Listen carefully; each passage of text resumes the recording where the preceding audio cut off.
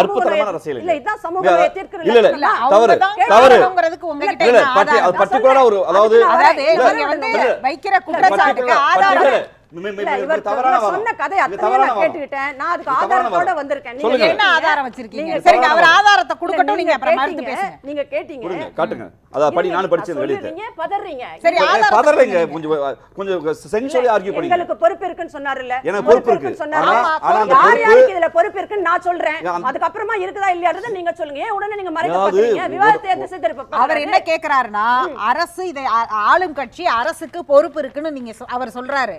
ஆனால் நீங்க ஒரு குறிப்பிட்ட பெயர்களை சொல்றீங்க இல்லையா, அந்த அவங்களுக்கெல்லாம் பொறுப்பு இருக்குங்கிறதுக்கான ஆதாரம் ஆளுங்கட்சியா இருக்கும்போது பயந்து ஓடிட்டு எல்லா விவாதத்துக்கு வராம பயந்து ஓடிட்டு இன்னைக்கு வந்து தன்மை தங்கத்தாங்க கள்ளச்சாராய மரண விவாதத்துக்கு அதாவது 13 துடுவி கொண்டு போய் நான் டீ வச்சிருக்கேன். அவர் ஒரு வார்த்தை சொன்னார், அது இங்க ஏற்றுக்கொள்ள வேண்டிய ஒன்றுதான். நாங்க வந்து இன்னைக்கு விவாதத்தை தவிர்க்கல, விவாதத்துக்கு வந்து இந்த மக்களுக்கு நாங்க பதில் சொல்ல வேண்டிய கட்டாயம் இருக்கு சொல்றோம். மரணமே இல்லங்க, எங்க ஆட்சி காலத்துல 10 ஆண்டு மரணமே இல்லங்க. இதோட கம்பேர் பண்றீங்க. இல்ல மரணம் இல்லாத விவகாரத்தை நான் விவாதத்துக்கு வரணும்.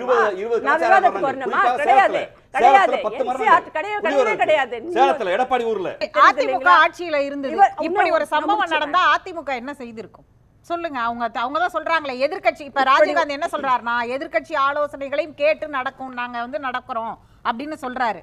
சொல்லுங்க, என்ன செஞ்சிருப்பீங்க? இப்படி ஒரு சம்பவம் நடக்கவே கூடாது என்பதற்கு உதாரணமா 10 ஆண்டு சிறப்பான ஆட்சியை நாங்க கொடுத்துட்டோம். கொடுத்துட்ட பின்னாடி நீங்க நான் கேக்குறேன், நீங்க இதே முதலமைச்சர் தான் 2 வருஷத்துக்கு முன்னாடி சொன்னார். நீங்க சொன்ன ஆரோக்கியமானதுக்கு எடுத்துட்டு போகணுங்கிறதுக்காக தான் நான் அந்த கேள்வியை உங்ககிட்ட வைக்கிறேன். ஒரு பொறுப்புள்ள எதிர்க்கட்சியாக நீங்க என்ன செய்யணும்னு அவங்களுக்கு சொல்லுங்க, அதை சொல்லுங்க. ஹெல்தியா போகட்டும். இந்த பகுதியில் கொலை நடக்கிறது, பேரோட சொல்லிருக்கார் பாருங்க, கூத்தங்குடி கிராமத்தை சேர்ந்த கொலை. இந்த உங்களை மாதிரி மேலோட்டமான